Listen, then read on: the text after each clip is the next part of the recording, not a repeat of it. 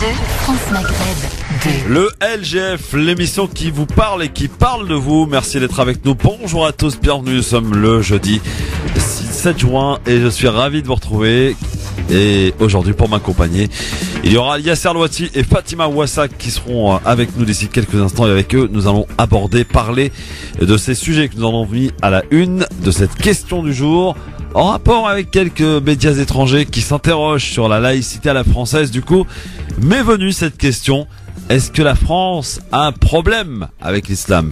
Je vous la pose clairement la question et on a besoin d'y répondre pour y voir peut-être un peu plus clair, si tant est qu'il faille y voir plus clair. Alors vous nous appelez évidemment pour participer plus que jamais à cette émission au 01 40 33 9000, avec tout à l'heure à 18h la question qui fait mal à la tête, Libertad, le zapping, bref, tous vos rendez-vous habituels. Bienvenue à tous, c'est parti pour votre LGF jusque 18h. Le Grand Forum avec Christophe Roux sur France Maghreb 2. Au programme de ce Grand Forum, retour sur le rapport national sur l'islamophobie en France, paru en français, la puissance et la vitalité de l'amitié entre la France et Israël, célébrée à l'occasion de l'inauguration de la saison croisée au Grand Palais à Paris, aux grandes dames des défenseurs des Palestiniens. Le match amical entre Israël et l'Argentine qui devait avoir lieu samedi à Jérusalem n'aura pas lieu. Les militants palestiniens ont réussi à convaincre les joueurs de l'Argentine. Dans le match Argentine-Israël, le vainqueur est la Palestine. La question LGF, les médias étrangers qui voient l'Hexagone s'enflammer chaque semaine ou presque sur des sujets religieux. Le modèle de laïcité à la française reste au cœur des interrogations, surtout depuis l'annonce d'Emmanuel Macron d'une réforme de l'islam de France en 2018. La France a-t-elle un problème avec l'islam selon vous? Vous répondez oui ou non sur Facebook ainsi que sur Twitter, Facebook France Maghreb 2, Twitter LGF officiel. LGF, le Grand Forum, votre show, le show qui parle de vous, qui vous parle messieurs dames, tous les jours 16h 18h. C'est le Grand Forum avec vos appels au 01 40 33 9000. Tiens, une petite info qui vient d'être annoncée. L'Assemblée nationale vient de voter pour la rentrée scolaire prochaine l'interdiction du téléphone portable, l'usage du téléphone portable au sein des écoles et collèges à partir de la rentrée prochaine. Tiens, vous pouvez réagir tout de suite à chaud au 01 40 33 9000. Est-ce une bonne décision, une bonne nouvelle? Certains me disaient, tiens, en antenne, que enfin, tiens, les enfants vont peut-être pouvoir bosser dans les classes plutôt que d'avoir le nez en permanence dans leur portable. Quoi qu'ils n'avaient pas le droit de l'avoir en cours, mais bon, hein, dans les cours de récré, ça y allait direct. Donc, sachez qu'à partir de la rentrée scolaire prochaine, l'Assemblée nationale donc vient de voter l'interdiction du téléphone portable au sein des écoles et des collèges à partir de la rentrée de septembre. Est-ce une bonne chose? Vous répondez au 01 40 33 9000. Vous qui êtes peut-être d'ailleurs dans l'enseignement, vous pouvez nous dire si ça va effectivement servir à quelque chose au 01 40 33 9000. Mais la question du jour aujourd'hui, c'est en référence, en rapport avec ce que l'on peut lire dans les médias étrangers à propos de la laïcité à la française, qui apparaît comme une spécificité bien française pour le coup. Et pour ce qui est des médias étrangers, quasiment pour une obsession envers l'islam. Alors, la question elle nous est venue toute seule. Hein. Est-ce que la France a un problème avec l'islam? C'est la question que je vous pose aujourd'hui, messieurs, dames, et à laquelle vous répondez, que ce soit sur Facebook ou que ce soit sur Twitter LGF officiel, ou en nous appelant sur le 01 40 33 9000. La France a-t-elle un problème avec l'islam selon vous? Vous répondez à cette question et on en parle en toute tranquillité. Alors, est-ce que on peut finalement retourner la question de plusieurs manières? Est-ce la France qui a un problème dans sa globalité avec l'islam, ou est-ce les politiques successifs qui en ont fait une obsession? Là, peut-être que voilà, on peut répondre un peu de manière un peu plus tranquillement à cette question. 01 40 33 9000. Vous êtes en train d'écouter la radio, vous avez bien raison. Peut-être en train justement de télécharger l'application France Maghreb 2. On vous l'incite à le faire d'ailleurs parce que vous êtes très nombreux à l'avoir fait et c'est très bien d'ailleurs. Télécharger l'application France Maghreb 2 qui vous permet de rester connecté donc à votre radio. 01 40 33 9000. Autant de questions auxquelles vous pouvez répondre et on en abordera d'autres, notamment évidemment cette rencontre qui a eu lieu entre Netanyahou et Macron, en grande dame des Palestiniens, et beaucoup de manifestants dans les rues qui ont été bloqués. D'ailleurs, on en parlera tout à l'heure avec Fatima Ouassak et Yasser Louati, et de l'annulation, alors là, qui est pour le coup très mal passée pour les Israéliens, c'est l'annulation par l'Argentine de ce match amical qui devait avoir lieu à Jérusalem samedi prochain, en prétextant évidemment des problèmes de sécurité pour Messi, la star argentine. Et on peut dire que dans le match Argentine Israël. La victoire est pour les Palestiniens qui ont su convaincre les Argentins d'annuler ce match. Allô, bonjour. Allô? Bonjour monsieur, quel est votre prénom? Mohamed de Clermont-Ferrand. Salut Mohamed de Clermont-Ferrand, comment ça va? Ouais, alhamdoulilah, et vous, Ramadan, ça se passe? Impeccable Mohamed, alors bienvenue dans cette émission qui vous parle et qui parle de vous là Mohamed. Moi? Oui, je vous écoute. Ouais, moi en fait, par rapport à ta question, c'est pas la France. Moi je pense que c'est pas la France qui a un problème avec l'islam, c'est nos élites qui ont un problème avec l'islam. Et non la France. Ouais. Si tu vois ce que je veux dire, Chris. Ah mais complètement, c'est pour ça que je posais la question un petit peu sous différents angles. Est-ce que c'est la France dans sa globalité, avec son peuple, ses politiques qui ont un problème avec l'islam, ou est-ce que c'est les politiques ou les médias qui en font une obsession? Pour moi c'est nos élites, ouais. C'est un problème avec la France et qui nous mentent les uns contre les autres et en particulier le français contre nous. Ouais. Effectivement Mohamed, effectivement. Alors, quelle est la solution pour en sortir? Peut-être pour que l'on retrouve un peu de sérénité. Je vois pas comment là, franchement, à première vue là. Perso, moi non plus. C'est vrai que c'est tellement complexe. On est dans une situation actuellement tellement complexe. Je pourrais pas dire.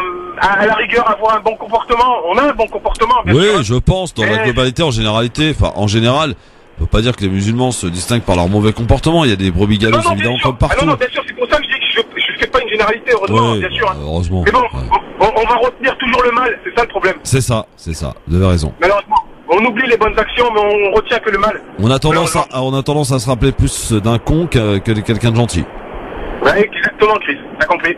Bon. Mohamed, il fait quoi dans la vie? Je suis routier, gars. Bon. Ça fait plaisir de te parler, Chris, et de passer à l'antenne. Je l'écoute tous les jours. Plaisir partagé, Mohamed. Et là, j'ai écouté cette question, j'ai dit, vas-y, je vais appeler.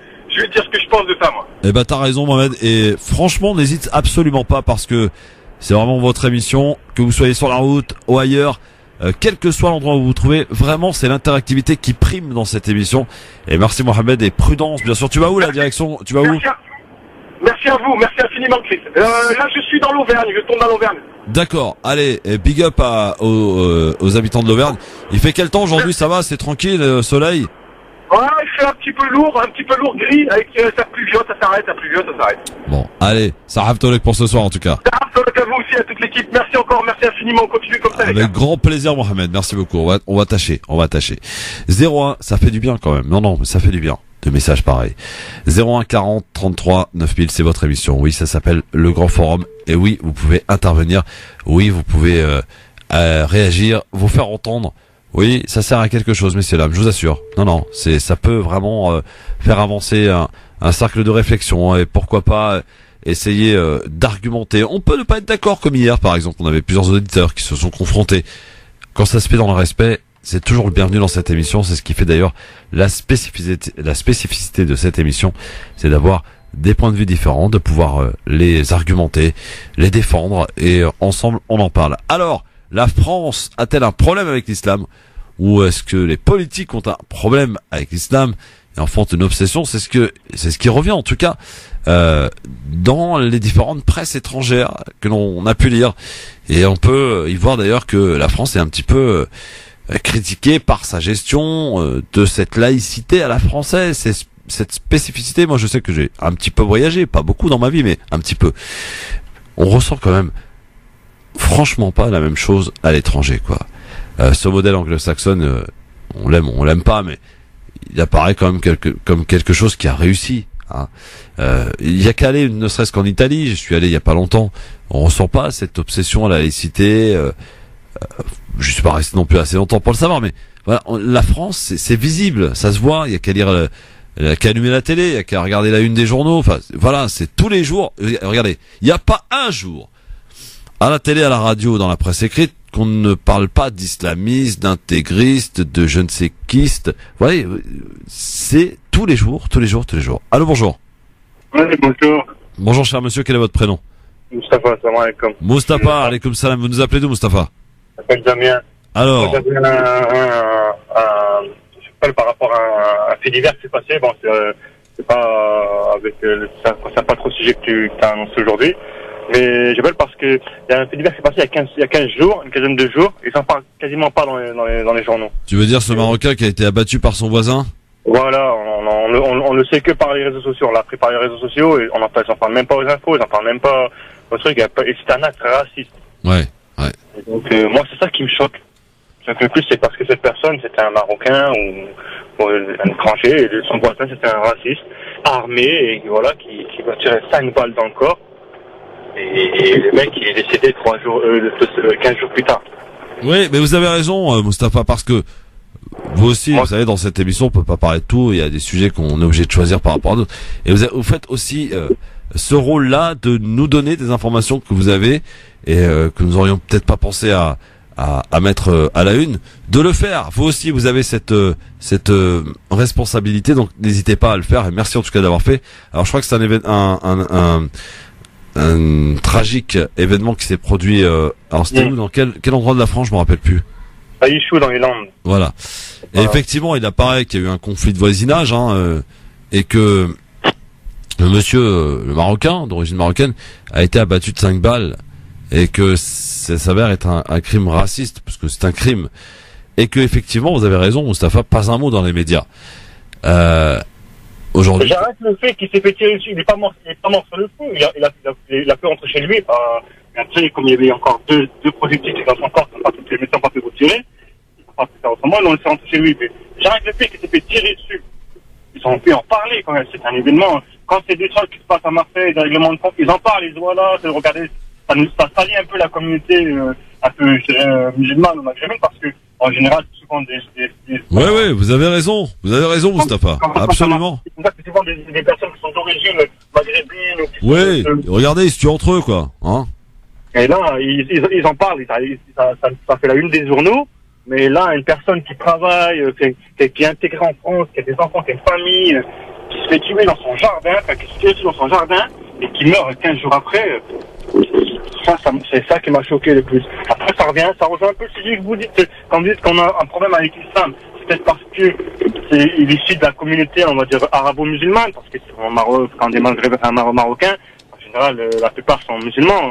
Donc, voilà, c'est ça qui m'a interpellé, en fait.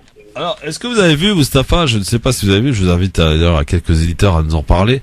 Il y a un article paru dans Libération qui m'a quelque peu interpellé. Que dit la loi, c'est le titre, que dit la loi en Algérie, au Maroc, en Tunisie pour ceux qui ne veulent pas faire le ramadan? Voilà. Oui, c'est ça, tout le monde le sait. Et on s'aperçoit finalement, Libération nous rappelle que seul, visiblement, le Maroc a une loi qui punit légalement, de manière légale, oui, ceux qui ne jeûnent pas, les musulmans qui ne jeûnent pas. En Tunisie, en Algérie, c'est un peu plus compliqué. Mais ça n'empêche pas quand même qu'il y a eu des gens qui ont été condamnés à de la prison pour avoir mangé en public en Algérie. Il y a eu des condamnations parce que... Oui, mais au Maroc, il y a une loi. Voilà, il y a une loi. C'est le seul pays qui s'est doté d'une loi là-dessus. Voilà, eux, ils ont une loi, c'est dans le code pénal, dans leur code pénal. C'est ça. Voilà, il y a une loi. Donc la loi est appliquée. Après en Algérie, voilà. En Tunisie, je sais pas. Après, en Tunisie, en Algérie, apparemment, d'après l'article que j'ai lu, c'est un peu plus compliqué. Il y a pas de loi proprement parlée, mais ça n'empêche pas qu'il y a des interprétations de certaines lois qui permettent aujourd'hui de condamner des gens qui ne respectent pas le Ramadan. Voilà. Après au Maroc, spécialement, ils le font quand ils condamnent quand la personne le fait ouvertement devant tout le monde. Après, rien n'empêche de ne pas jeûner au Maroc, sauf si le personne n'a pas vu, pas pris, quoi. C'est ça qui, ouais, absolument. Si on ne le sait pas, personne va te condamner. Mais si, par exemple, je sais que au Maroc, il y a eu des cas comme ça, c'est des personnes qui sont en public, qui sont mis à pas jeûner, à manger devant tout le monde. Après, Bon, merci Moustapha. Merci beaucoup. Bon appétit, Sarah Tolek. Merci beaucoup. Dans un instant, on est de retour très vite sur France Maghreb 2 avec Yasser Louati, Fatima Wassak qui vont pas tarder d'arriver. Merci d'être avec nous en direct sur votre radio France Maghreb 2. C'est votre grand forum LGF jusque 18h avec Madame Fatima Wassak que nous allons saluer dans quelques instants et Monsieur Yasser Louati à qui nous disons bonjour. Salut Yasser. Salut tout le monde. Comment ça va? Bien et toi? Eh bien impeccable mon cher ami Yasser. Alors est-ce que tu es prêt pour ton avis tranché? On va démarrer direct, comme ça. On y va. On y va? Eh bien c'est parti mesdames, messieurs. Voici l'avis tranché signé Yasser Louati sur France Maghreb 2.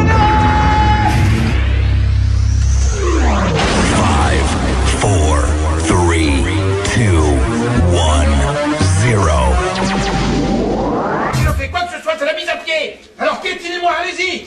Et Yasser a choisi de revenir sur la visite de Netanyahou et sa rencontre avec Emmanuel Macron, c'était mardi soir, Yasser. Alors oui, alors qu'il devrait être jugé pour crime de guerre, Benyamin Netanyahou a été une nouvelle fois reçu en grande pompe par le président français Emmanuel Macron. Au menu, l'accord sur le nucléaire iranien que le premier ministre israélien veut faire annuler. Netanyahou, premier ministre d'un pays qui se veut être le foyer national juif, a donc endossé le rôle de VRP pour Donald Trump, lui-même élu par les pires antisémites américains. Ça ne s'invente pas. Après avoir commis un énième massacre de civils palestiniens, Benyamin Netanyahou est revenu à Paris sans que le président français n'ait eu le courage d'exiger au moins la libération de Salah Hamouri, ni même de dénoncer ce qui se déroule actuellement à Gaza. Les Gazaouis, je le rappelle, sont entassés dans le plus grand camp de concentration au monde en raison du blocus aérien, maritime et terrestre imposé par Israël. Ils sont tous sortis, comme toute population civile assiégée, sortis pour manifester pour leur liberté et le droit de vivre sans craindre la faim, la maladie ou les bombes de l'occupant. Au moment où je vous parle, plus d'une centaine de civils ont été abattus par les valeureux snipers israéliens alors qu'ils étaient désarmés et le nombre de blessés s'élève lui à 8000 personnes. La jeune infirmière Razan El-Najjar, 21 ans, dont la photo a fait le tour du monde, a été elle abattue d'une balle dans le dos alors qu'elle avait les mains en l'air. La balle qui lui a traversé la poitrine était une balle conçue pour exploser à l'intérieur du corps de la victime en déchiquetant tissus, artères et organes vitaux. Même les manifestants en fauteuil roulant, à l'image d'Ibrahim Abou Thoraya, ont été des cibles de choix pour les snipers israéliens. De l'avis du personnel médical sur place, ces munitions étaient inconnues jusqu'à présent. Et donc, après le phosphore blanc et les gaz toxiques, Israël a une nouvelle fois innové et réussi à confirmer la nature inhumaine de son régime. On dénonce, on manifeste, on s'offusque sur les réseaux sociaux, mais il faut faire l'amer constat que toutes ces réactions de solidarité ne pèsent pas lourd sur la balance de la réelle politique. Tous les ans, on commémore le nettoyage ethnique qui a précédé la naissance de l'État d'Israël, son terrorisme permanent pour empêcher le retour des Palestiniens sur leurs terres et pour rappeler à ceux qui vivent encore qu'ils ne sont plus chez eux. Israël n'est certes pas un État voyou comme un autre. Aucun autre État voyou de ce genre ne jouit du même degré d'impunité face au droit international. Netanyahou peut ainsi ordonner un massacre de civils à Gaza et venir ici à Paris s'essuyer les mains avec le drapeau de la France pendant que son président l'accueille à bras ouverts. Ici même, les nationalistes et républicains de tous bords ne cessent de chanter la grandeur de la France et le rôle qu'ils estiment être le sien pour illuminer le monde. Mais les slogans républicains sont rapidement mis en sourdine dès qu'il s'agit d'Israël. Il suffit d'ailleurs de regarder le dîner annuel du CRIF pour s'en rendre compte. La colère est donc palpable et légitime, mais ces réactions émotives sont devenues pathétiques en ce qui me concerne. Le problème de beaucoup de pro-palestiniens, c'est qu'ils ne se sentent pro-palestiniens que lorsqu'Israël commet un énième massacre.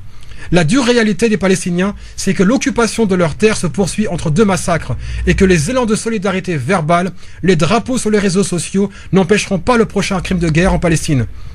Ce dont la Palestine a besoin, c'est de pouvoir défendre son droit d'exister et pour sa population, de pouvoir vivre. À chaque fois que j'entends qu'Israël a le droit de se défendre, je ne peux m'empêcher de me poser la question, et les Palestiniens qu'ont-ils le droit de faire? Mourir en silence ou vivre humiliés? Je sais que beaucoup se demandent ce qu'ils peuvent faire de plus. Je leur réponds qu'il faudrait d'abord refuser catégoriquement que la Palestine soit réduite à une question humanitaire ou encore de n'y appliquer qu'une lecture religieuse, musulmans contre juifs, en attendant la fin du monde. La Palestine est une question éminemment politique qui ne trouvera de réponse viable que par une lutte politique encore plus déterminée que la lutte portée par les relais sionistes de l'ambassade d'Israël, ici en France, là-bas au Royaume-Uni ou aux États-Unis. Comme pour toutes les autres luttes que nous portons, il ne suffit pas de dénoncer une injustice pour que le dominant et ses alliés soient pris par une crise de conscience et fassent amende honorable. Notre obligation ici en France, ce n'est pas de dénoncer un soi-disant lobby juif qui serait surpuissant, mais d'agir contre un lobby sioniste qui récolte les fruits de son travail idéologique et politique. Tant qu'il ne sera pas dans l'intérêt des décideurs de ce pays d'agir contre la politique d'occupation israélienne, rien ne changera. Et vous aurez beau pleurer et hurler à l'injustice, vous passerez pour une masse de gens qu'on méprise et qu'on regarde de haut. Les pistes de travail pourtant ne manquent pas. Le mouvement BDS, boycott, désinvestissement, sanctions, est plus que jamais diabolisé par les organisations, militants et sympathisants sionistes à travers le monde. C'est une excellente nouvelle en ce qui me concerne, car cette diabolisation veut dire que les actions citoyennes ont un poids, et me concernant, on ne boycottera jamais un État criminel. Ou plutôt, on ne boycottera jamais assez un État criminel. L'idéologie officielle israélienne qu'est le sionisme atteint des records de désapprobation ici dans l'opinion publique. Selon une étude menée par l'Union des étudiants juifs de France, un syndicat qui se veut représentatif des étudiants juifs mais qui confond judaïsme et sionisme, 57% des Français ont une mauvaise image d'Israël et 69% ont une image délétère du sionisme et qu'ils associent au racisme. Ça, c'est un capital politique qu'il nous faut fructifier.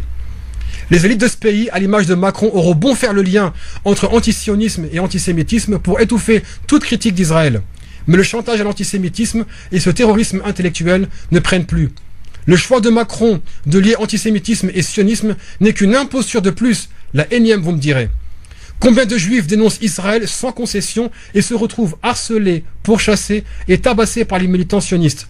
J'en profite ici pour saluer le travail de l'UJFP, Union Juive Française pour la Paix, ou encore des voix juives françaises des voix juives pour la paix aux États-Unis, ainsi que ces rabbins qui dénoncent à haute voix les crimes d'Israël, la Torah à la main. Allez tous, BDS un jour, BDS toujours. Merci Yasser Louati pour cet avis tranché, très tranchant pour le coup, concernant donc la visite de Netanyahou. C'était mardi soir donc à l'Elysée. Il a rencontré Emmanuel Macron, aux grand dames des Palestiniens évidemment, qui sont partis manifester d'ailleurs, mais qui ont été bloqués, parqués même, invitant à ne pas bouger quoi, et pas aller trop près de là où ça se passait. Fatima Wassak, que je salue. Bonjour Fatima, comment ça va? Bonjour, ça va bien et toi? Bah écoutez, ça va très très bien ma chère Fatima. On arrive... comment? On se vous voit? Non, pourquoi? Non, absolument pas. On arrive à la fin de ce ramadan, dites donc tous les deux, hein. Ça y est, c'est dans une semaine, c'est fini. Hein. Oui, mais bon, ça a été pas pressé. Hein. Ah ouais, ouais. Bon, alors Yasser, on en reparlera dans un instant évidemment de ton avis tranché. Je suppose que Fatima a des petites choses à te dire. Mais en l'occurrence sur cette visite, le temps pour nous d'aller faire un petit tour du côté du Secours islamique avec Benjamin Nguyen. Bonjour. Bonjour.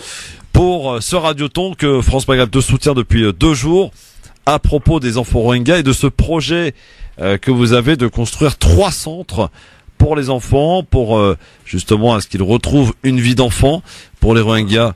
Alors vous nous apportez un témoignage de terrain puisque vous revenez récemment d'un déplacement du côté du Bangladesh, Benjamin.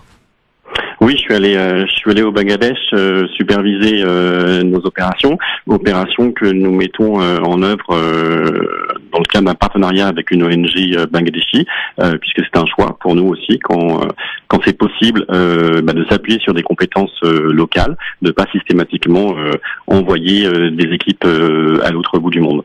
Donc nous avons deux collaborateurs permanents du CIF qui sont au Bangladesh et nous nous appuyons sur l'équipe de notre partenaire.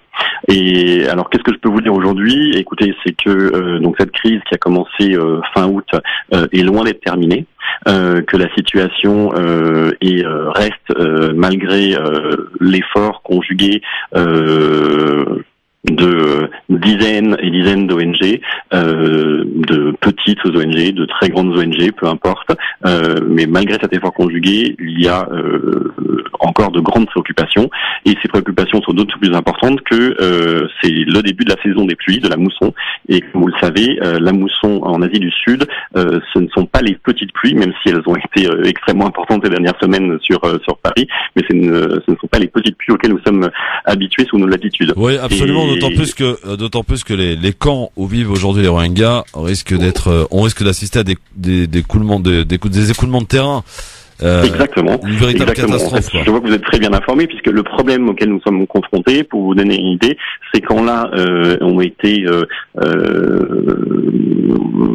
construits, enfin si je puis dire, parce que le mot est assez peu approprié, on a déterminé des espaces où les réfugiés pouvaient s'installer, et puis une fois qu'on a déterminé ces espaces-là, les efforts conjugués des autorités bangladeshis, puisqu'elles ont quand même pris part à la réponse humanitaire, et des Nations Unies et des ONG, dont le Secours islamique, a permis effectivement d'apporter un soutien aux réfugiés Rohingyas, qui étaient en train de s'installer.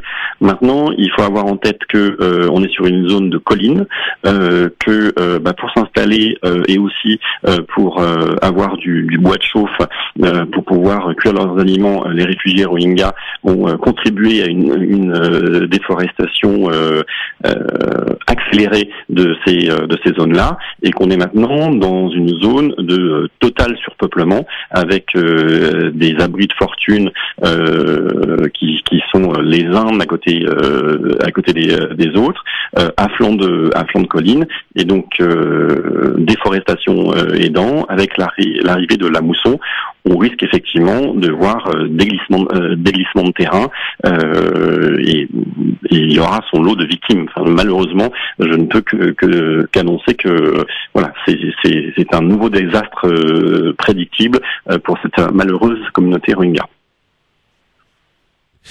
Très bien. Alors, Benjamin, il faut rappeler peut-être, bien entendu, ce pourquoi nous sommes là aujourd'hui. C'est ce Radioton qui nous invite, interpelle nos auditeurs pour qu'ils puissent être sensibilisés par cette cause, d'essayer d'aider les enfants Rohingyas en particulier, qui sont un certain nombre, parce que parmi les chiffres qui reviennent, 500 000 enfants dans ces camps, c'est quand même des chiffres impressionnants, Benjamin. Oui, alors il faut avoir en tête que effectivement dans l'exode, une majorité étaient des mineurs, des enfants ou des adolescents, pour la simple, bonne et malheureuse raison que voilà, comme tout groupe humain, les familles tentent de protéger leurs petits. Donc souvent c'était un adulte qui partait avec une ribambelle d'enfants et d'adolescents, que souvent voilà, les adultes, en particulier les hommes, ont été victimes d'exactions ou parfois même massacrés avant de pouvoir quitter la Birmanie. Donc aujourd'hui, effectivement, nous sommes, c'est très flagrant quand on visite les camps, il y a une majorité de jeunes et de très jeunes. Et nous, face à cette situation, notre décision a été d'apporter une réponse, la réponse humaine, c'est-à-dire voilà, tendre la main à ces enfants pour contribuer à leur résilience, c'est-à-dire leur offrir des espaces sécurisés dans lesquels ils puissent retrouver, je dirais, leur vie d'enfant, c'est-à-dire oublier, si c'est possible, progressivement, ce par quoi ils sont passés à travers des activités récréatives et ludiques. Donc ces espaces, ce qu'on appelle les child-friendly space, donc les espaces d'accueil et ouverts aux enfants, sont des espaces qui vont nous permettre d'offrir aux enfants des moments de détente, de jeu, pour voilà, comme je le disais il y a quelques instants, vraiment retrouver leur vie d'enfant. On a besoin de vous, messieurs, dames, vous l'avez compris, mes auditeurs, pour ce Radioton, pour aider les enfants Rohingyas et surtout pour aider le Secours islamique à mettre en place ces fameux 3 centres pour que les enfants redeviennent enfants. C'est en ça finalement que cela consiste. Pour ce faire, vous avez un numéro de téléphone que vous pouvez et que vous devez composer, 01 74 14 14 01 74 14 14, et le site www.secours-islamique.org. Et monsieur le directeur qui était là tout à l'heure en plateau nous disait que même sur Facebook on peut maintenant faire des dons. Donc c'est formidable, Secours islamique. Merci beaucoup Benjamin Nguyen. Merci beaucoup et merci pour votre soutien. À très bientôt, merci beaucoup. On en reparlera évidemment tout à l'heure avec une autre invitée dans l'émission Par l'Islam, qui sera animée ce soir par le professeur Sami Abslam. Alors, Fatima Wassak, qui est toujours politologue jusqu'alors, présidente de Front de Mer. Toujours. Oui. Bon. Yasser Louati, qui est cofondateur, de quelque chose d'ailleurs que vous allez nous présenter, parce qu'on n'en a pas trop parlé à la radio, et ça c'est bien dommage. Alors dites-nous de quoi il s'agit. Alors c'est le comité Justice et Liberté pour tous, liberté au pluriel, j'insiste. Donc c'est une organisation qui est de défense des droits humains et liberté publique. Donc ça nous donne comité Justice CJL. CJL, ouais. CJL, cofondateur de CJL, Yasser Louati. En quoi consiste le CJL ? En fait, c'est une organisation de ce que j'appelle une reconquête des droits humains et libertés publiques, parce que bon, maintenant on est plus en train de se défendre, on essaie de reconquérir ce qu'on a perdu maintenant depuis plusieurs décennies. Donc les deux actions principales, c'est racisme et répression, qui s'emboîtent l'un et l'autre.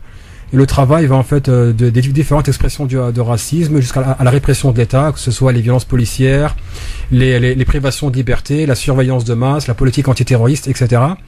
Le socle de son action, c'est la production de savoir, c'est-à-dire, j'annoncerai bientôt un projet sur lequel je travaille depuis maintenant 2 ans et qui est en passe d'être lancé officiellement, qui traitera en fait sur la normalisation des discours racistes aussi bien dans les médias que dans la sphère publique, et bien entendu des travaux de recherche avec des chercheurs universitaires qui feront un travail qui va dans ce sens-là. L'autre travail, c'est bien sûr les actions de groupe, et qui auront pour but en fait soit de faire évoluer la législation, soit d'influer sur le débat public de manière plus positive. Très bien. Eh ben ça donne envie, et on peut retrouver ça sur les réseaux sociaux aussi. La page du CJL, Comité Justice et Liberté pour tous. Bon, ça je suis sûr que ça parle à Fatima Wassak. Oui, complètement, mais je connaissais déjà. Ah, mais non, mais Fatima, oui, elle est très bien renseignée. Oui, absolument. Fatima, un petit mot sur l'avis tranché de Yasser Al-Wati, qui revenait en fait sur la visite de Netanyahou à Paris, qui a été reçu en grande pompe par Emmanuel Macron. D'ailleurs, est-ce que ça constitue une faute politique pour Emmanuel Macron? C'est une autre question. Sur son avis tranché de Yasser Al-Wati, qu'as-tu à rajouter peut-être, ou peut-être à compléter, je ne sais pas. Non, déjà à dire que j'ai appris les chiffres que Yasser donnait, qui ont été produits par l'UEJF, l'UJFP. Ouais, l'UJFP. Non, pas l'UJFP, si. l'UJFP, c'est sûr. En fait, tous les chiffres concordent sur 100 morts et 8000 blessés. Je parle pas de ces chiffres-là, je parle des chiffres de l'Union des étudiants juifs de France. Donc c'est bien UEJF. UEJF. Oui. Donc on était bon. Et l'UEJF qui donne ces chiffres, donc plus de la moitié des Français qui se disent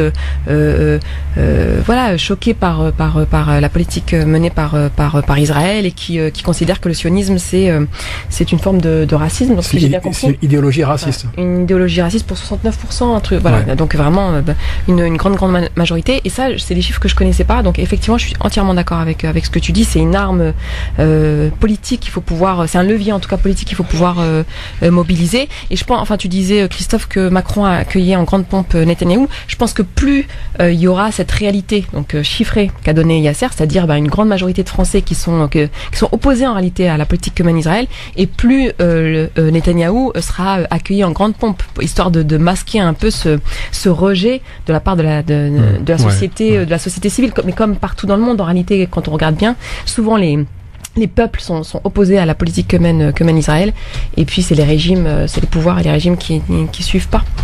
Voilà. Bon, voilà, très bien. Ça, c'était le petit commentaire supplémentaire. Ouais. Donc, effectivement, sur cette visite. Alors, je sais pas si vous avez eu l'occasion d'aller à la manifestation, parce qu'il y a eu beaucoup de monde quand même qui ont manifesté contre la venue de Netanyahou. Ouais. Sauf qu'ils ont été invités à rester bien gentiment dans leur coin et à pas faire trop de bruit. Mais en tout cas, on peut se réjouir quand même qu'il y avait du monde. Et chose qu'a dit plusieurs personnalités, y compris israéliennes. Israël, elle a perdu la sympathie du monde, elle a perdu la guerre de l'image, si tant est qu'il y en a une. Pour le coup, elle l'a perdue. Vous êtes d'accord avec ça? Oui, c'est reconnu par l'armée israélienne, par le porte-parole de l'armée israélienne lui-même, qui dit que bien sûr, lui il dit le Hamas a gagné, mais il dit non, c'est qu'on a perdu par chaos. Ouais. C'est terrible. Enfin, c'est terrible. C'est tant mieux d'ailleurs. Enfin, il faut espérer que que ça impacte en fait le rapport de force en faveur des Palestiniens, cette image négative d'Israël, que ça reste pas, parce que ça fait longtemps quand même que Israël. Il y a un exemple qui est très concret, Fatima, dans ce qui s'est passé.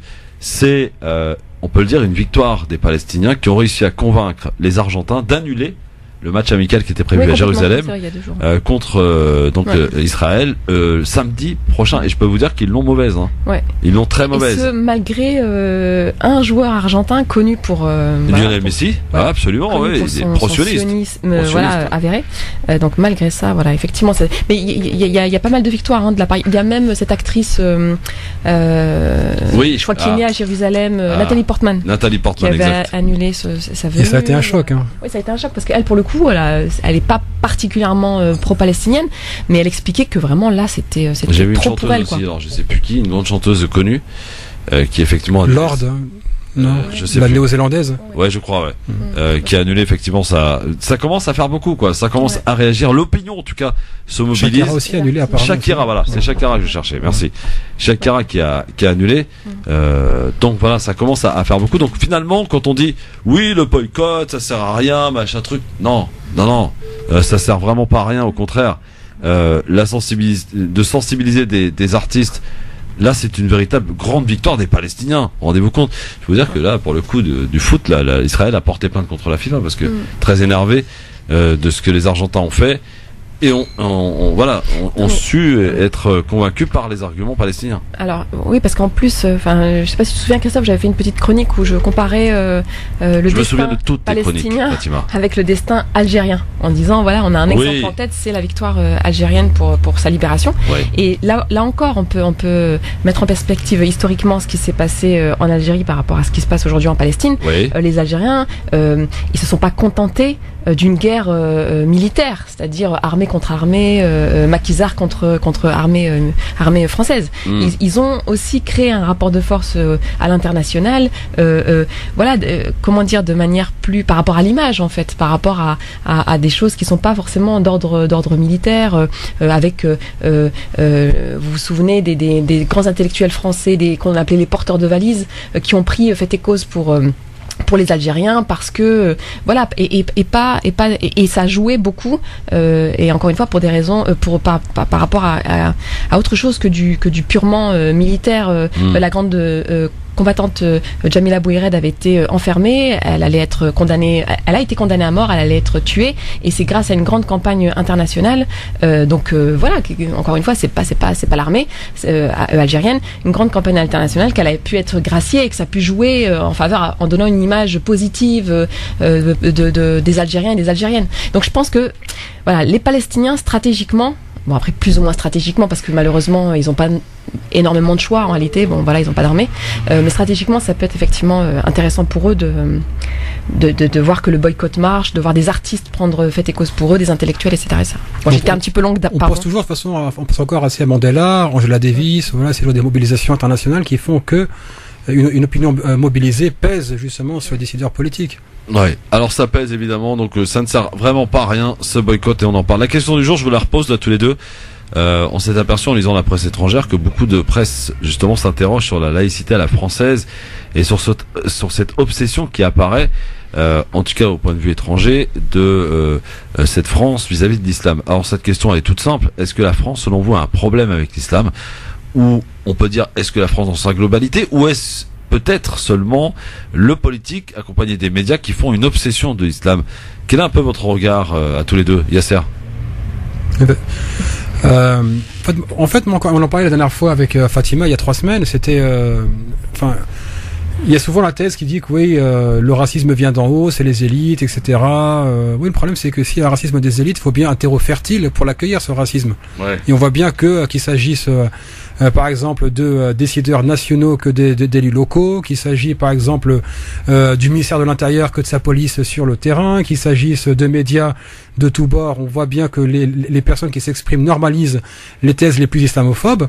Mais au-delà de ça, c'est qu'on voit même que même les personnes en fait qui sont invitées pour parler d'islam et de musulmans ne sont en général pas très islamophiles, voire pas du tout. Ouais. Donc maintenant, on peut bien se disculper en disant oui, la France n'est pas un pays islamophobe, etc. Bon, on peut pas bien sûr dire que tout un pays l'est, mais l'islamophobie représente un problème structurel en France, comme beaucoup d'autres formes de racisme, comme la négrophobie ou la romaphobie, par exemple. Est-ce qu'on peut parler de racisme d'État?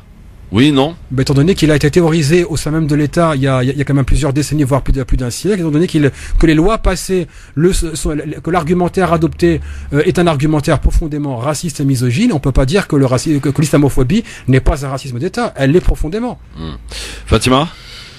Ouais, pour répondre à ta dernière question, bon, il y a une loi, la loi de 2004, qui est islamophobe. Donc on peut parler de racisme d'État. Voilà, c'est une loi, donc c'est pas simplement des pratiques ou des comportements. C'est porté par les autorités. 2004 sur le foulard à l'école. Oui, interdisant le foulard à l'école.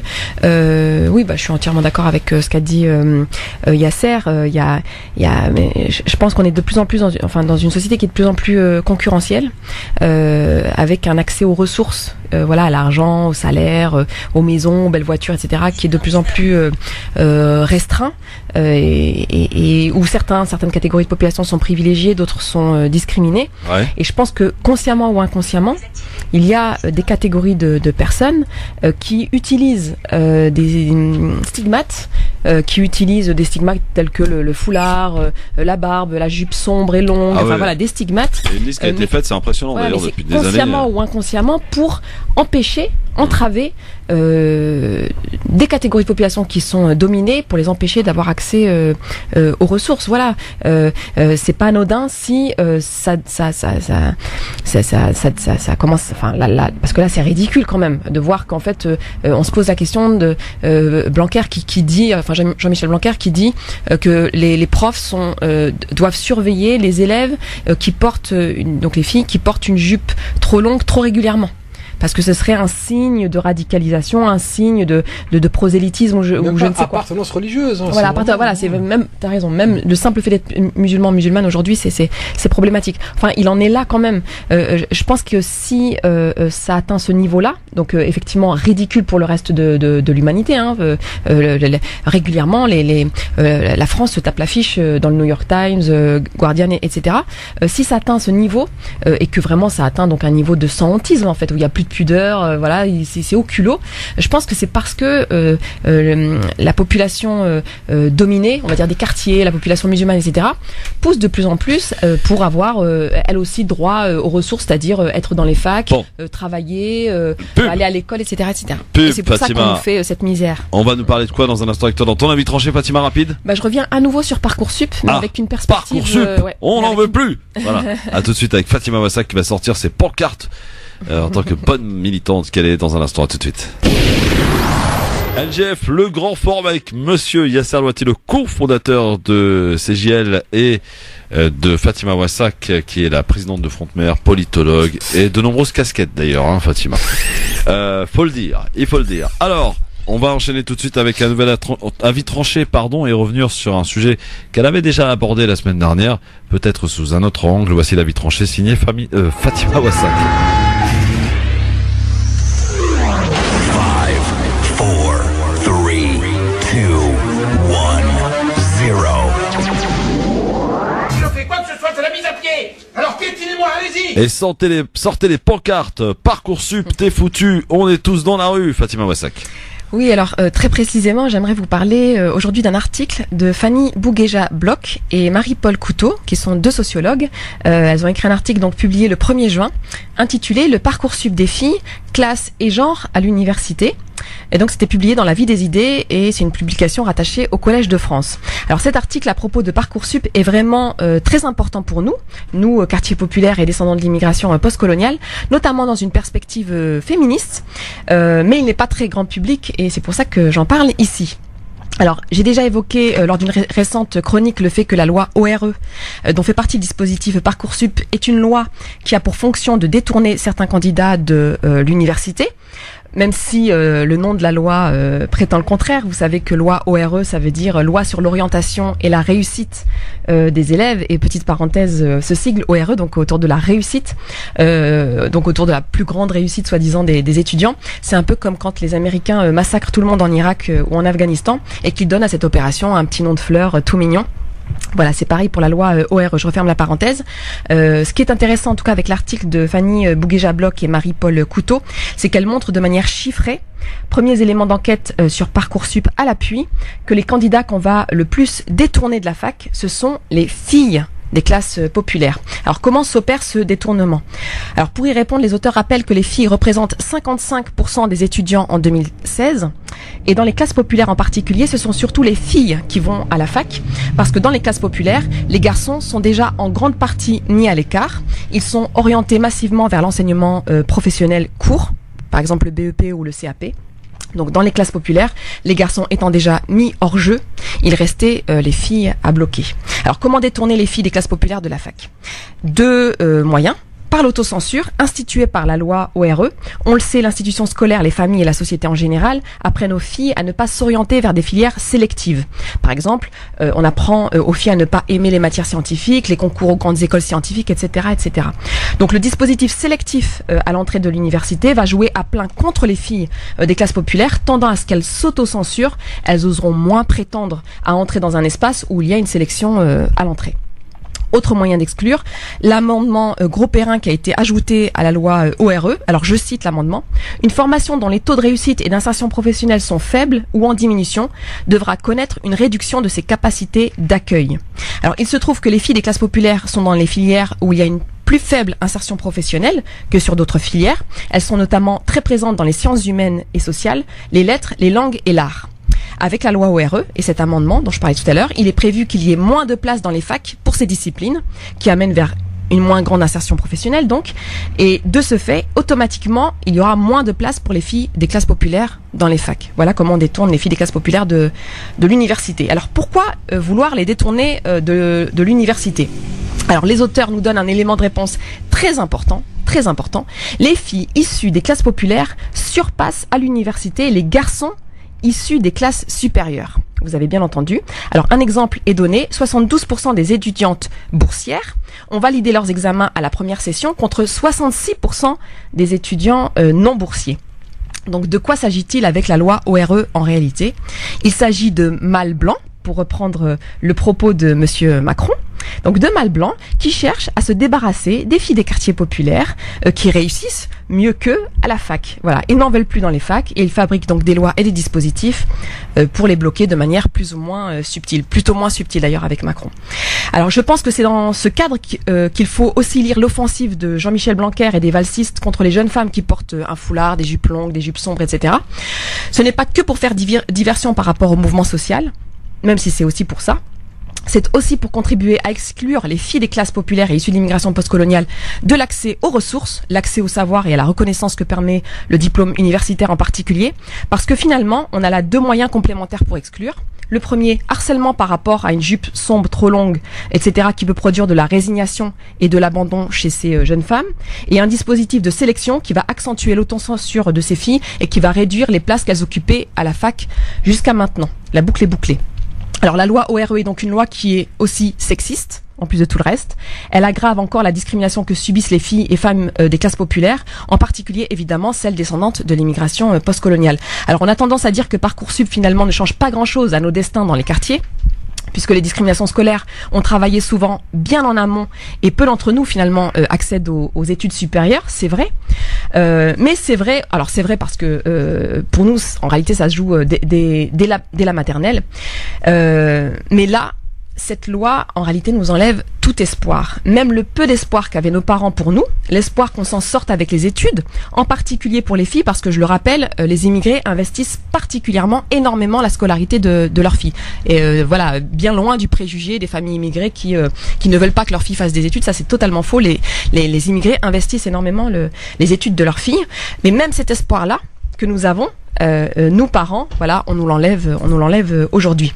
Alors c'est vrai que le système scolaire français, ça craignait déjà pour nous avant, ça c'est vrai, mais la loi ORE et plus généralement la politique Macron, en fait, ça sert à nous terminer. Voilà, ça sert à nous terminer. J'aimerais finir par un rapport qui date de 2007 que citent donc les auteurs Fanny Bouguéja-Bloch et Marie-Paul Couteau.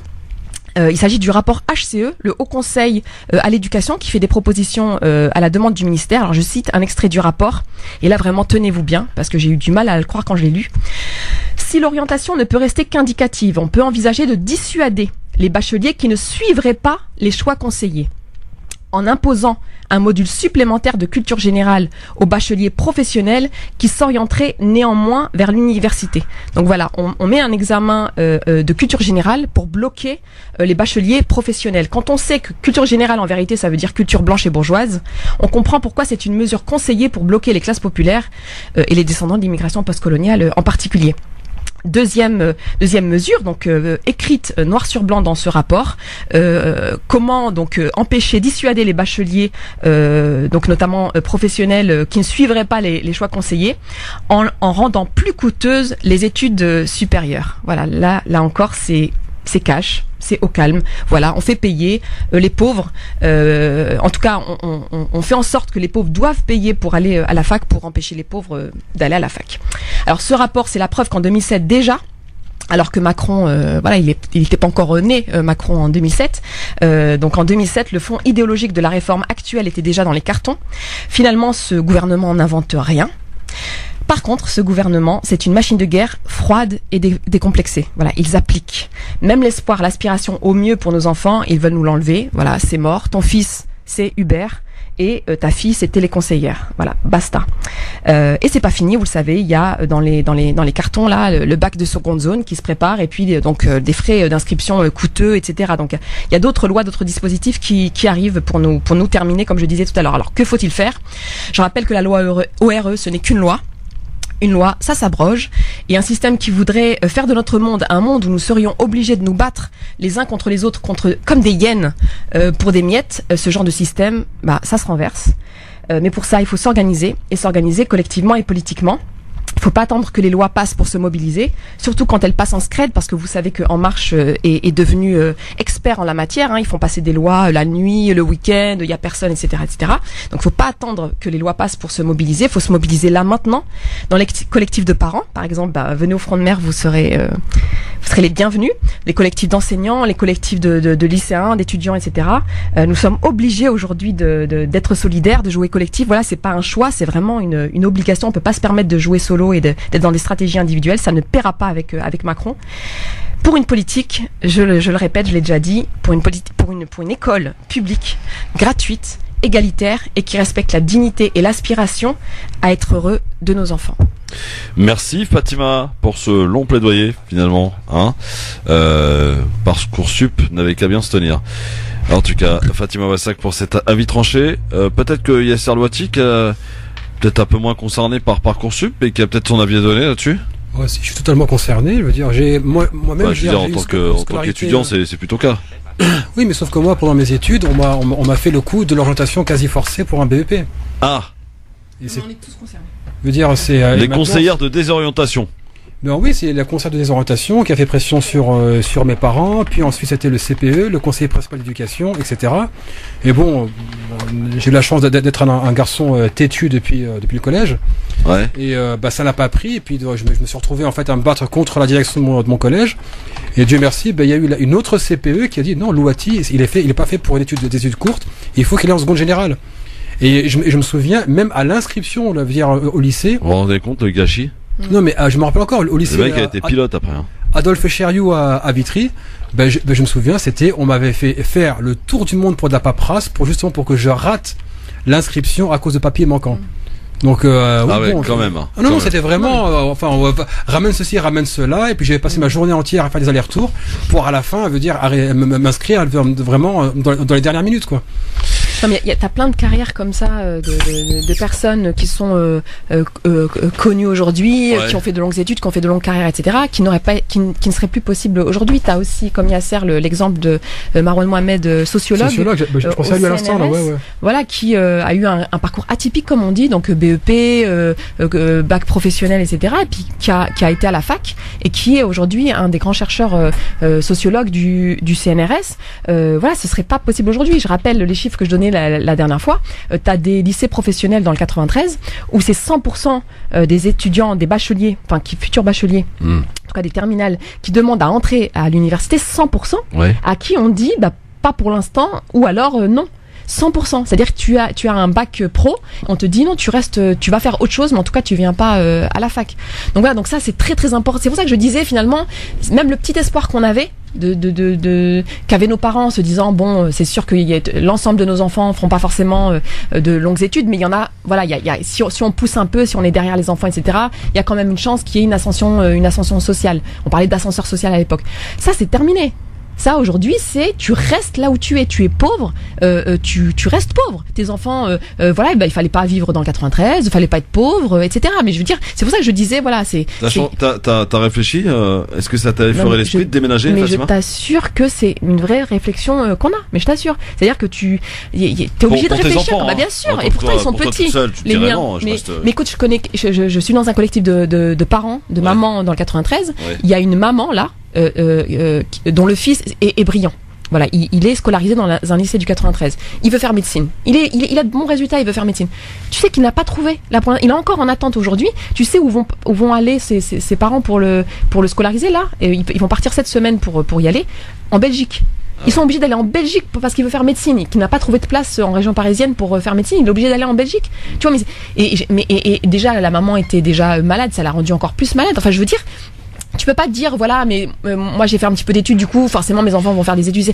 Non tous les parents sont concernés. Je veux dire en tout cas tous ceux qui vivent dans les quartiers populaires et tous les parents issus d'immigration etc.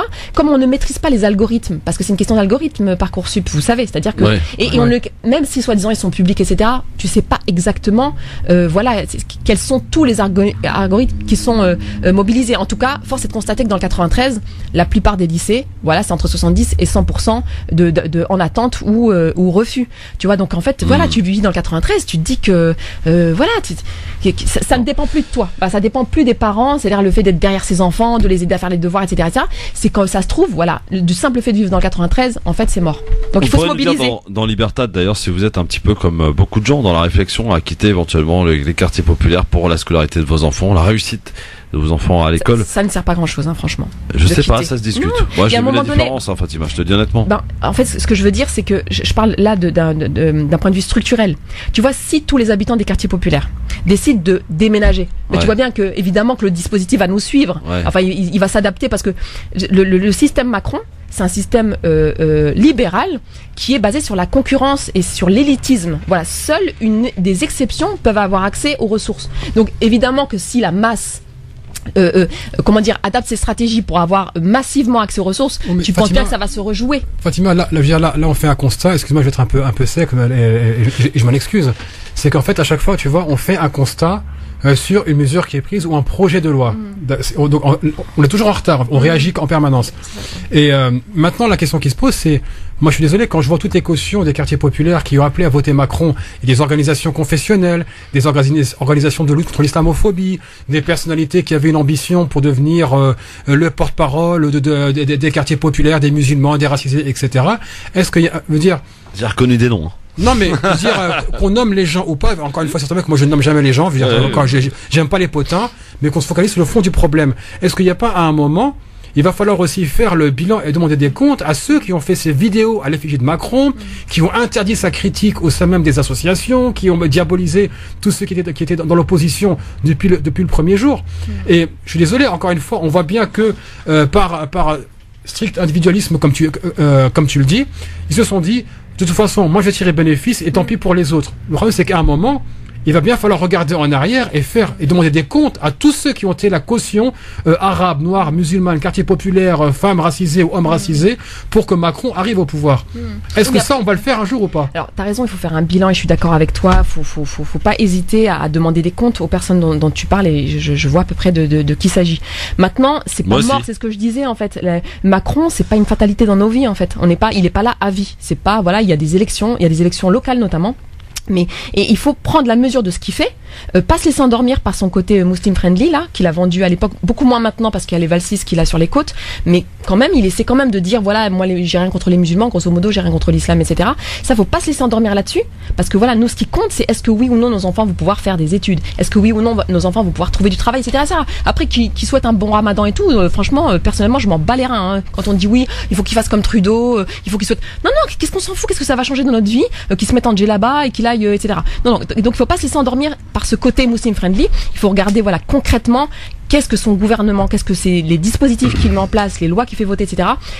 Impactent dans nos vies concrètement. Et moi j'ai bon espoir. Voilà, j'appelle à une mobilisation, j'appelle à une conscience, notamment une conscience de classe dans les quartiers populaires. Voilà, qu'on se mobilise, qu'on se mette. Tu permets Fatima qu'on dise juste au revoir à Yasser, je dois y aller absolument. Yasser, on parlera jeudi prochain de la sortie du rapport en français sur l'islamophobie en France. Faut qu'on en parle quand même, c'est important. Bien sûr. En tout cas, je sais que tu as un impératif, tu dois y aller. Merci beaucoup Yasser. Merci beaucoup à tous. Merci. On rentre bien et j'ai appris plein de choses. Ah oui. À chaque fois, comme avec Yasser, notre ami Yasser Louati. Il y a du level quand même dans le grand forum, hein. Oui, je sais que les autres radios sont jaloux, mais écoutez, c'est comme ça, c'est le LGF, voilà. La spécificité du LGF. Alors justement, tiens Fatima, avant la pub et avant Libertad, on va peut-être en profiter si tu veux bien pour faire ton coup de cœur que j'attends avec beaucoup d'impatience. On va parler de ce qui fait grand bruit en ce moment au Maroc. France Maghreb 2, le coup de cœur. Effectivement, au Maroc, apparemment, il y a une grosse campagne de boycott qui s'opère depuis un petit moment maintenant. Oui, alors effectivement, alors c'est quoi ce boycott? Enfin, il consiste en quoi? Alors, c'est la population marocaine, en fait, les consommateurs marocains. Qui ont décidé de boycotter 3 marques. Donc la marque Danone, la marque Sidi Ali et la marque Africa. Voilà. Alors donc Danone, on sait ce que c'est. Sidi Ali, c'est de l'eau et Africa, c'est donc les stations essence, ouais. stations service. Voilà. Et donc ils ont décidé de boycotter ces 3 marques-là. Alors c'est pas anodin le choix de ces 3 marques. La première Danone, c'est aussi voilà le néolibéralisme, néocolonialisme presque un peu français d'une organisation comme ça, d'une firme multinationale. La marque Sidi Ali, elle est totalement, elle a le monopole sur l'eau au Maroc quasiment. Et puis Africa aussi est tenue par la deuxième fortune du Maroc, qui se trouve être aussi le ministre de l'Agriculture. Voilà, donc une puissance particulièrement centrale au Maroc. Alors, moi, je pense que ce boycott marocain, c'est à la suite des répressions qu'on peut qualifier de sanglante de la contestation sociale dans le Rif du Maroc, qui avait vous vous souvenez commencé en fin 2016, donc qui a une contestation sociale avec manifestation, etc. Donc avec des outils plutôt classiques dont on a l'habitude, voilà, manifestation pacifique, grève, etc. Donc des choses qu'on connaît bien dans les mouvements sociaux. Ça a été réprimé, donc il y a eu des morts, il y a eu les militants, les leaders du Hirak qui sont aujourd'hui tous en prison. Ils sont potentiellement passibles de la peine de mort, des condamnations lourdes, même quand c'est pas la peine de mort, c'est plusieurs années de prison. Ils sont torturés en prison, etc., etc. Et ça, je pense que cette répression sanglante a fait réfléchir les Marocains sur, parce que la situation évidemment est toujours aussi catastrophique au Maroc, en termes de conditions de vie, conditions d'existence, a fait réfléchir sur d'autres formes de stratégies anonyme, c'est-à-dire on va pas dans la rue, on voit son visage, le visage, etc. Voilà, le boycott, voilà, c'est une arme qui est anonyme, mais qui peut être particulièrement efficace. La preuve, et c'est ça qu'il faut saluer chez les Marocains, c'est cette innovation dans la lutte. Donc voilà, ce boycott et le fait que ça cartonne. Mais ça cartonne, c'est-à-dire que les 3 organisations, les 3 entreprises dont je parlais tout à l'heure, c'est la panique générale. Alors ils ont un petit peu baissé les prix là, histoire d'essayer d'endormir les gens, ça n'a absolument pas marché. Là, ils font du chantage. Alors c'est notamment le président de Danone, de la centrale Danone au Maroc, fait du chantage, dit oui, mais regardez, on est obligé de licencier des gens. Du coup, alors les producteurs laitiers, etc., on est obligé de les licencier. Donc soyez patriotes, quoi, soyez nationalistes, etc. Il faut soyez solidaires de vos frères et sœurs marocains qui vont se retrouver au chômage, etc. Ça ne marche pas. Voilà, ça ne marche pas. Il y a un ministre, vous savez, qui a dénoncé les consommateurs qui pratiquaient le boycott en disant qu'ils n'étaient pas assez qu'ils étaient séparatistes. Voilà, ça marche pas non plus. Voilà, lui il s'est fait d'ailleurs taper sur les doigts. Non, ça continue. Et moi je pense que vraiment le Maroc là, les Marocains, je suis fière d'être marocaine du coup. Enfin, je suis fière en général, mais encore plus là. Voilà, c'est vraiment un modèle à suivre, mais vraiment à l'international, quoi. Dire voilà, on a un pouvoir. Voilà, on a un pouvoir. On a ce pouvoir. Voilà, alors tu parlais tout à l'heure du boycott des produits israéliens, par exemple. Voilà, qui effectivement qui peuvent être ultra efficaces. Voilà, c'est une arme. C'est pas la seule arme, le boycott, mais ça peut être une arme, voilà, redoutable. Et donc vraiment bravo les Marocains. Par le porte-monnaie et les Marocaines. Redoutable. Ouais. À tout de suite pour Libertad sur France Maghreb 2. Merci beaucoup Fatima. France Maghreb 2, France Maghreb 2. LGF, le grand forum avec Fatima Wassak, puisque notre ami Yasser Louati a dû partir un petit peu plus tôt. Alors, quelques minutes pour Libertad avant de passer à la question qui fait mal à la tête et une corbeille de fruits à vous offrir dans un instant. C'est une question d'actualité d'ailleurs aujourd'hui, je vous le donne comme ça. 01 40 33 9000, vous avez la possibilité de prendre la parole. Je ne sais pas qui vous êtes ni ce que vous allez nous dire, en tout cas vous pouvez le faire. 01 40 33 9000. Allô, bonjour. Allô, bonjour Christophe, bonjour à vos invités. Bonjour Fatima. Fatima de Paris. Fatima, je vous présente Fatima. Je voudrais tout d'abord féliciter Fatima pour ses explications claires, très claires. Si c'est les paroles de Fatima pouvaient parvenir par les médias, des grands médias qui sont écoutés, eh bien croyez-moi, c'est pas que les étudiants qui vont se lever, mais c'est toute la France. Parce que on dénonce les casses dans les universités, on dénonce les manifestations, mais on dénonce pas exactement ce qu'est Parcoursup. Ouais. C'est ça. Et alors ils ont mis le moral là-bas de je sais pas combien d'étudiants. Maintenant ils vont passer des vacances, je sais pas comment. Le bac, je sais pas comment qu'ils vont le passer. Ils savent plus où ils en ont. Par exemple, quelqu'un qui est à Paris, on lui envoie que pour une place parce qu'il a eu la chance d'avoir une place à Lille, alors que ses parents n'ont même pas les moyens de l'envoyer à étudier à Mantes-la-Jolie à je sais pas combien de kilomètres. Alors moi je dis Fatima, bravo Fatima, c'est ça.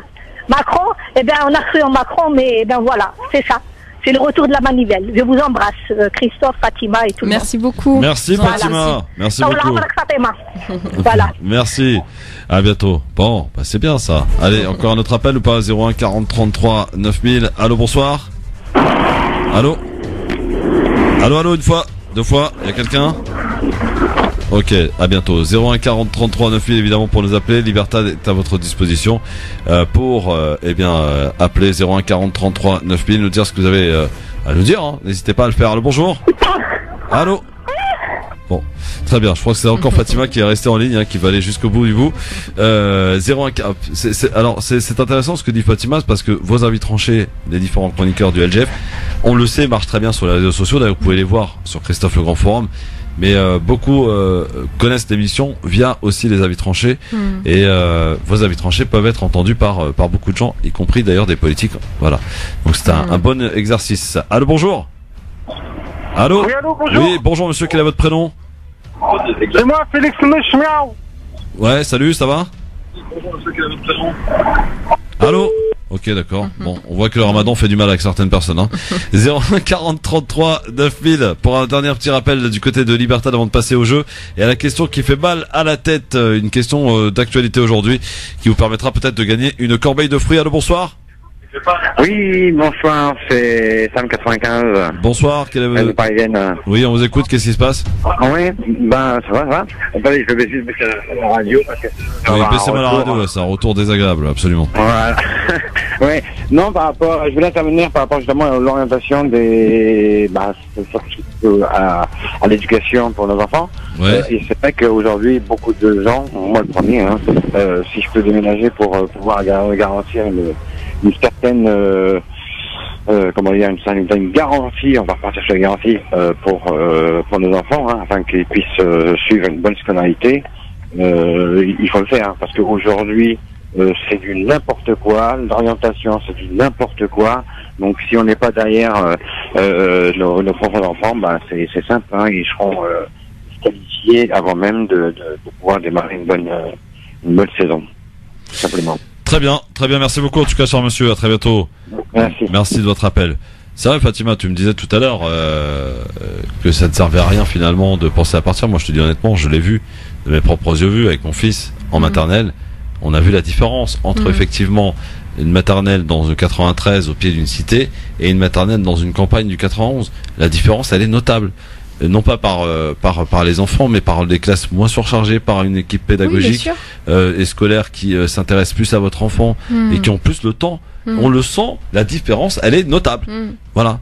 Moi, je disais pas du tout le contraire. C'est parce que toi, tu me parles d'un point de vue individuel. Donc moi, évidemment, je vais te dire qu'il vaut mieux aller dans une bonne école que dans une école où il n'y a pas de moyens. Ça, on est d'accord là-dessus. Non, moi, ce que je veux dire, c'est qu'en fait, le système scolaire tel que le construit le gouvernement, le pouvoir Macron, dans une continuité, il n'a pas inventé l'eau chaude, mais tel qu'il le construit en tout cas, ce système, c'est un système élitiste, d'où ne doit sortir qu'une minorité d'enfants qui réussissent. Voilà, c'est un système élitiste. Donc par définition, ce que tu dis, on peut pas tous le faire en fait. On peut pas tous partir, aller mettre nos enfants dans de bonnes écoles et puis déserter les mauvaises écoles. Mais toi personnellement, tu réfléchis? Oui, pour tes enfants. Moi, je dis quand même que alors c'est vrai que c'est un vrai problème aujourd'hui qu'on a, mais non, moi je dis qu'il faut rester là où on est.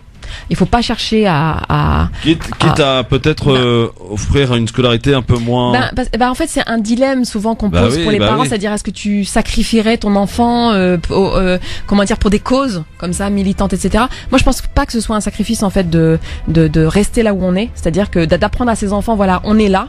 on reste ensemble, les gens du quartier, les gens de la cité, etc. Et puis on fait en sorte, en se battant politiquement, d'améliorer les choses en fait. Ça permet aux enfants de comprendre qu'on ne les extrait pas de leur milieu.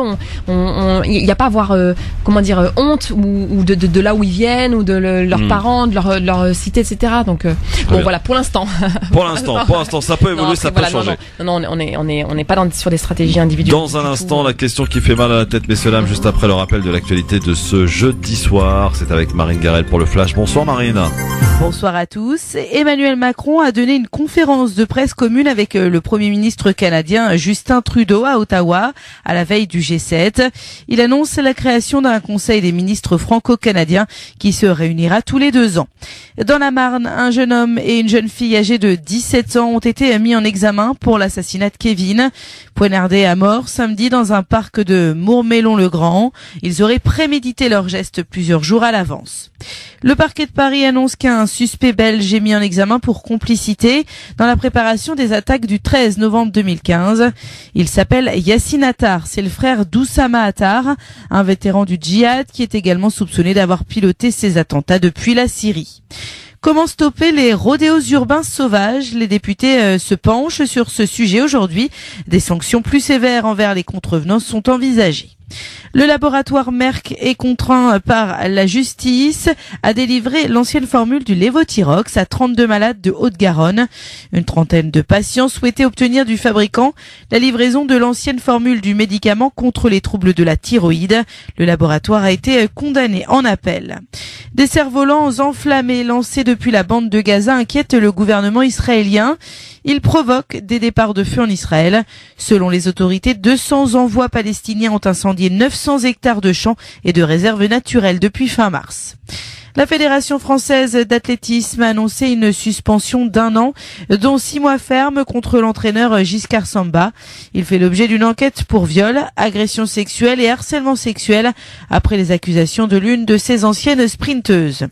Tennis, Roland Garros, Juan Martín del Potro rejoint Rafael Nadal en demi-finale. L'Argentin a battu le Croate Marin Cilic. De son côté, Rafael Nadal s'est qualifié pour les demi-finales de Roland Garros en battant tout à l'heure l'Argentin Diego Schwartzmann en 4-7. France Maghreb 2, service, info, musique, divertissement. France Maghreb 2. France Maghreb.